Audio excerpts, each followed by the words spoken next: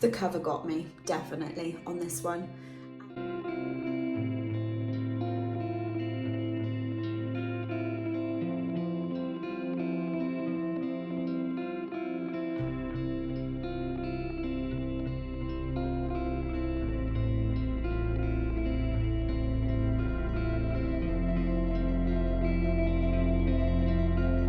So it's the start of the new year. Hello everyone in 2024. I hope that you are excited as I am about bringing in the new year and starting afresh.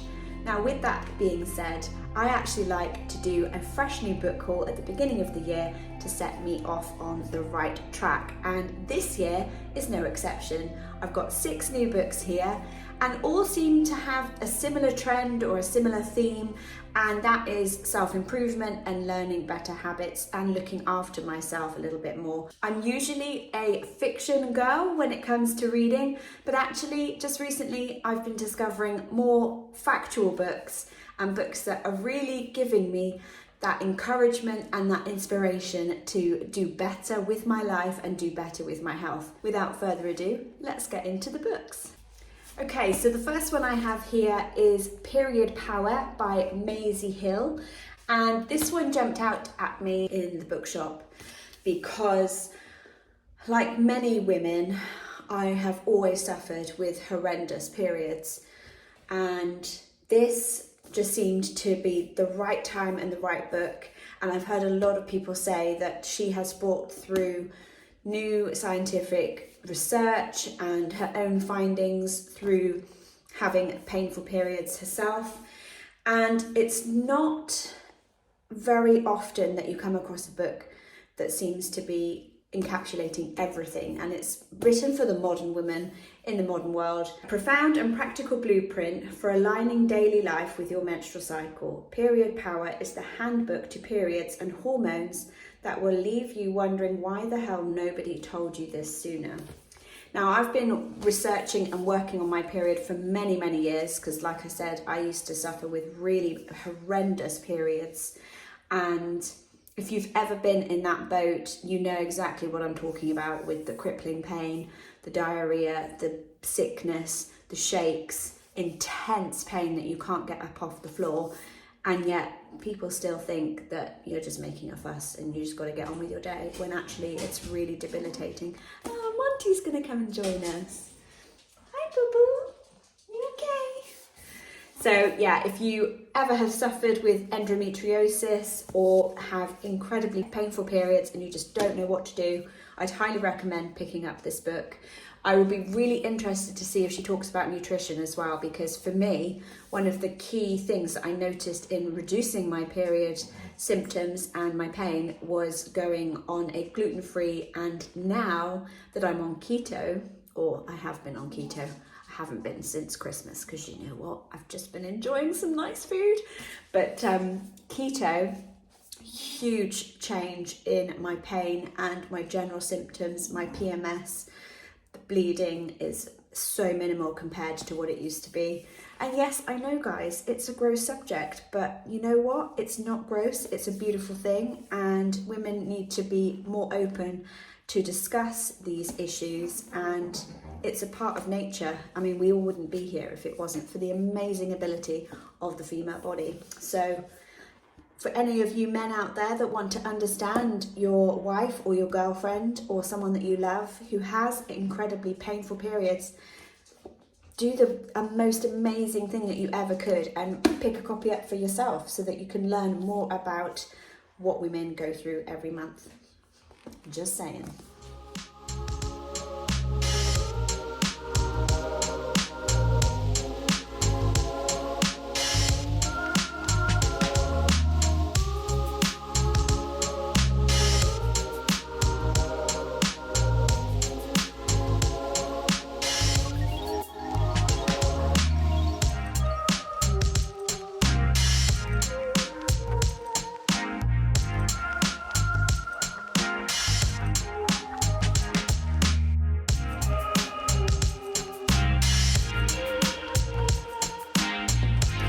Okay, book number 2 is Atomic Habits by James Clear. Now, I know it's a bit of a viral book, and so many people don't like these self-help and habit books because they basically are just trying to sell you another idea that's never going to stick. But for me, it just jumped out at me. I found that it was the right book at the right time, and I have been glued to this book because I don't know whether you're like me, but I always try to set new habits, whether it be the new year or not. I'm always trying to implement new ways of being more productive and not feeling guilty for when I actually want to rest as well. So with this book, I just knew I needed to read it to see what he was on about. And my goodness me, it has been revolutionary in just tweaking those tiny details that you never thought were important.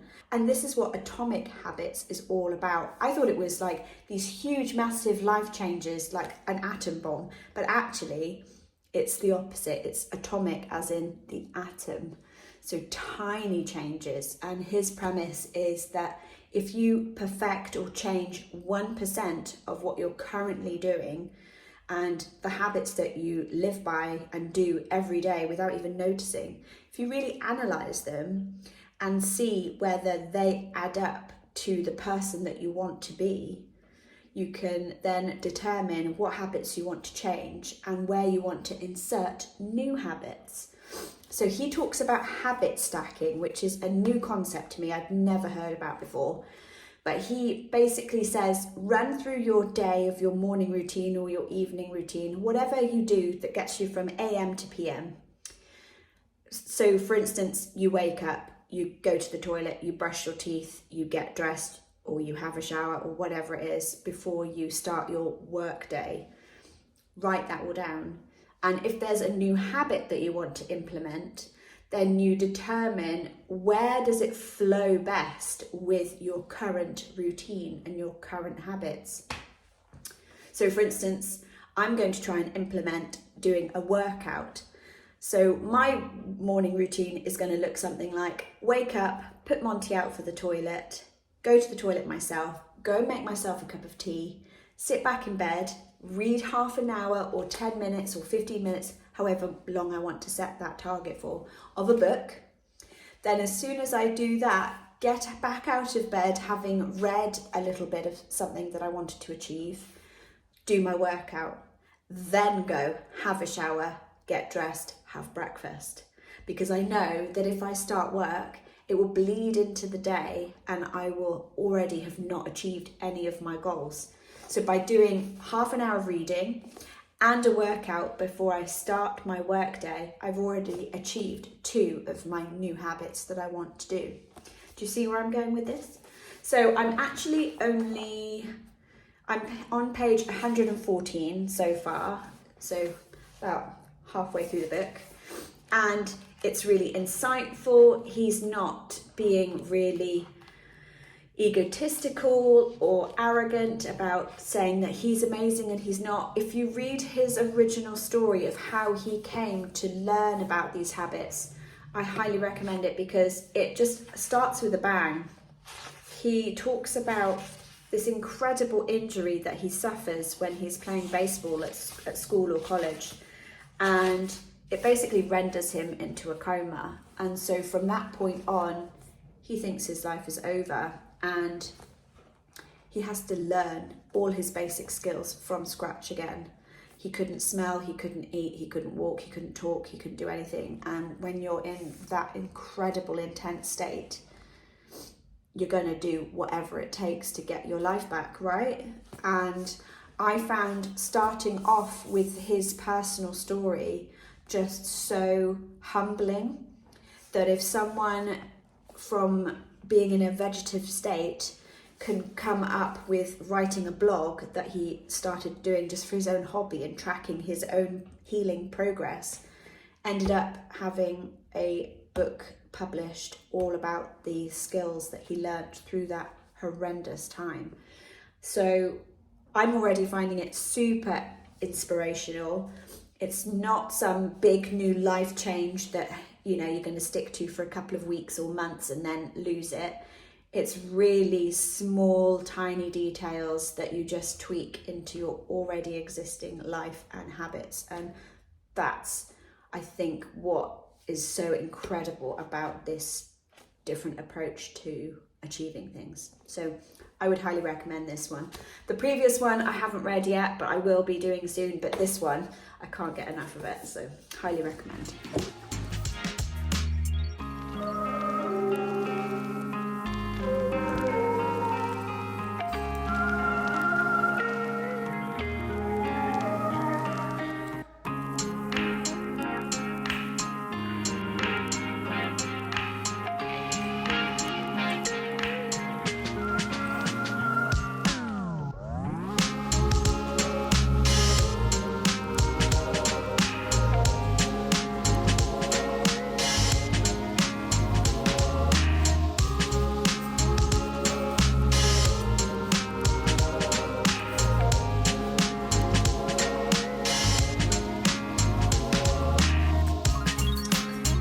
Book number 3, The Home Retreat, a mindfulness journal. And this actually looks self-published, but I don't know whether it is. I picked this also up at my local bookshop in Stroud, and this is by Katherine Lewis.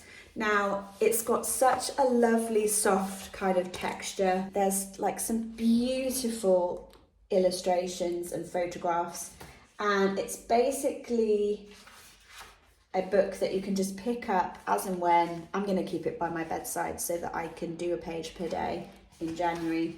And it's just a reflection tool. It's a bit of journaling. It's a bit of doodling.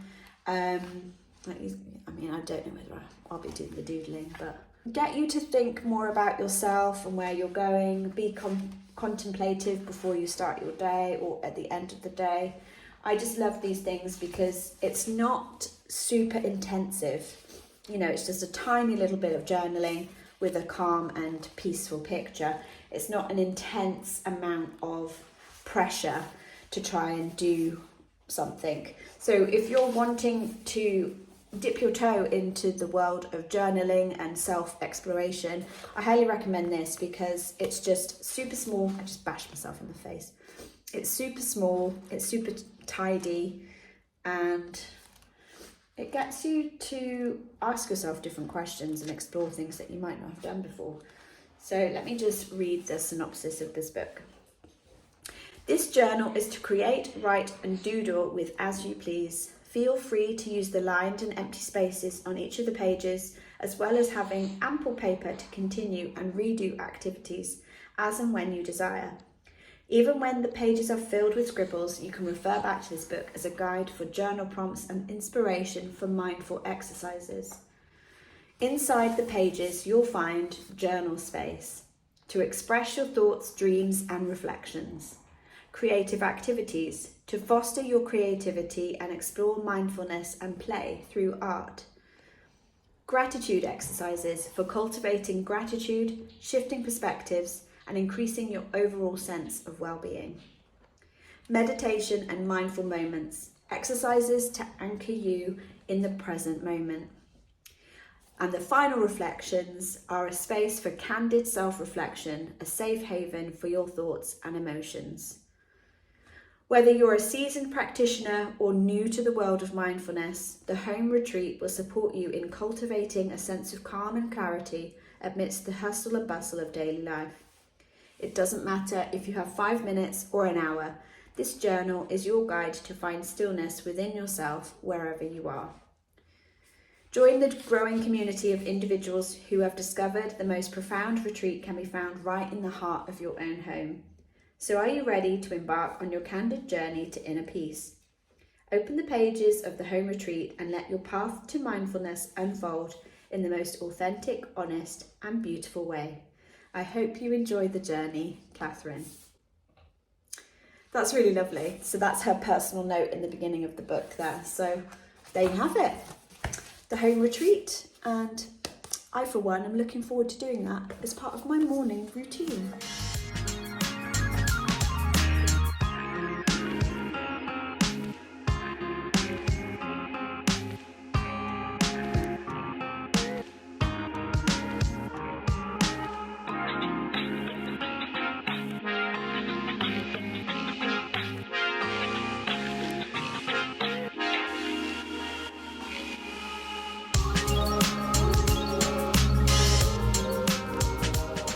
number 5, The Magic of Tidying by Marie Kondo. Now, I know, again, this has been on Netflix. She's done several shows, and people always take the pee out of her for asking the question, does it spark joy? Now, I never thought I would be picking this book up because I've implemented so much of her techniques and her way of looking at your possessions and decluttering. And I've been on a minimalist journey long before Marie Kondo even was a thing. Ever since I was 15, I've always been sort of working out what I need, what I don't need, and slowly chipping away at the possessions that I so desperately wanted, and found that I was emotionally attached to so much of my stuff. And it's just a part of who I am now, you know, growing through that and detaching from possessions and actually seeking who I am inside of myself rather than outside validations or possessions. Also, living in a van, traveling in a camper van, really makes you evaluate what is important and what isn't, because you can't take everything with you. So you learn to prioritize really quickly. And for me, even though I've got really minimal amount of stuff, even this last year since I've got my new van, I've had to cut down yet again. So I literally just have a few areas of possessions now. And if you'd like a video about what I actually own now, let me know in the comments section, because I will do that in the future if you like. And I'll run through exactly everything that I own, and it all fits in the van, surprisingly enough, apart from my bed frame. But my dad made that for me recently, so thanks, Dad. Anyway, getting back to the book. I bought it because I thought, you know what? Sometimes you can't judge a whole idea and a concept just by watching a TV show or snippets. So I bought the book, and I was surprised by how much beautiful emotion was attached to Marie's approach to life and decluttering. If you've been a bit skeptical about the whole decluttering process, I would really urge you to read this book, because it changed my opinion yet again about what I thought how to declutter would be. This is gentle, it's really insightful into how your thought processes are, what we deem as important, why we hold on to the things that we hold on to. And she does it in such a gentle way so that it's not just about getting rid of stuff. She turns it on its head, and she gets you to evaluate what you find precious, and you take those things close to your heart and you put those to one side first. Then you look at what's left, and by doing so, you're actually not doing the decluttering from a place of fear or control. You're doing it from a place of prosperity, because you already have everything that you want in that first choice. The rest is just filler. And by doing that, you also start to harness the decision-making skills.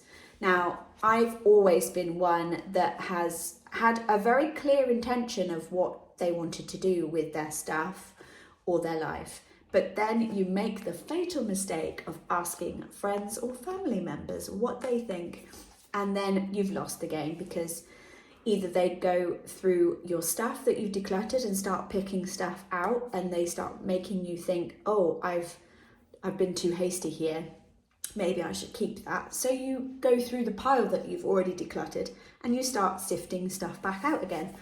Really bad, dangerous thing, because what it does is it undermines your own decision making. So you doubt yourself, and it has that repeated pattern. So if you can't make decisions about small stuff, it does reflect on the larger stuff. So when you want to move house, or you don't want the relationship that you're in anymore, you doubt that, because your muscle of decision making has been so undermined or so flaky from the little decisions that you can't make the bigger ones, and so you doubt yourself all of the time. So even just that one concept comes from this decluttering of your own personal possessions. Once you get that clarity of what sets you alight, what makes you happy, what you love to have around you, it actually starts that muscle being exercised so that you can then go on over time, of course, make bigger decisions, and you trust your own choices. Really emotional and much more insightful than I thought it was going to be. Transform your home into a permanently tidy, clutter-free space and be amazed at how your whole life changes. See, this is what I was saying. Japan's expert declutterer and professional cleaner, Marie Kondo, will help you organise your rooms once and for all with her simple KonMari method. Now, I love this. In the book, she talks about what the word KonMari means, and it's actually her nickname when she was a little girl. And she used to chronically tidy when she was really small, and people used to get really annoyed with her. So again, through the book, she actually talks about her own personal experiences growing up in Japan and how she got into decluttering, and it's just so beautiful. So anyway, the key to successful tidying is tackling your home in the correct order, keeping only what you really love and doing it all at once. This incredibly easy method will not transform just your space, but it will change you too. You'll become more confident, more successful, and motivated to create the life you want. And that's what I love about this book, is that by clearing out all of the confusion and the chaos, you actually have more time to be creative.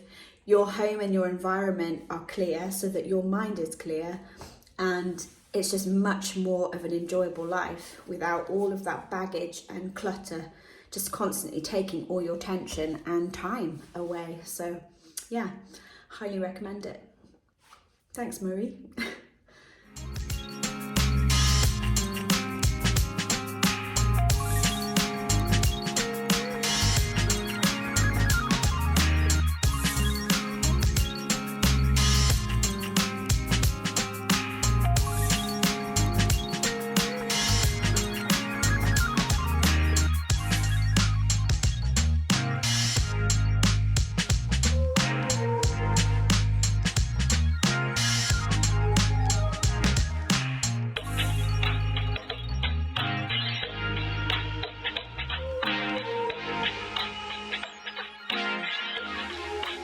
So the final one is very new for me. I am not into poetry at all. I hate it, or in the past, I've really disliked poetry. However, this one jumped out at me.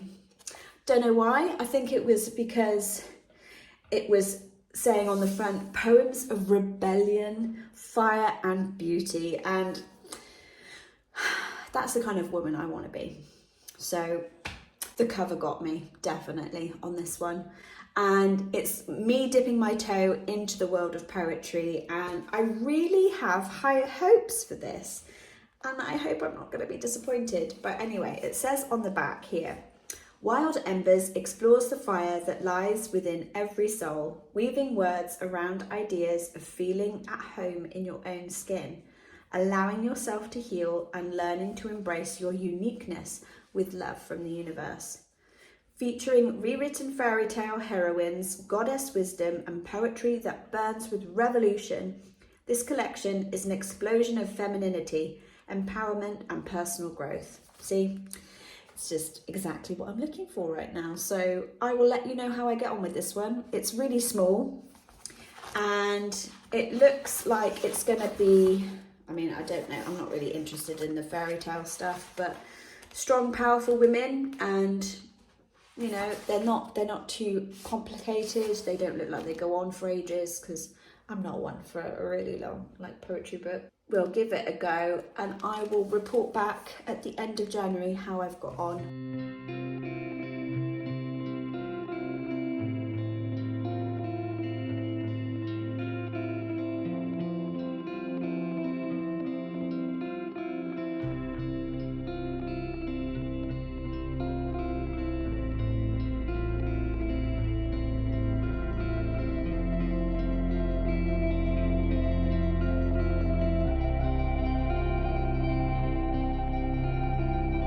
Does anyone like this new lipstick that I've just put on? Trying to embrace wearing more makeup and looking after myself a bit more this year as well. So January, here we go.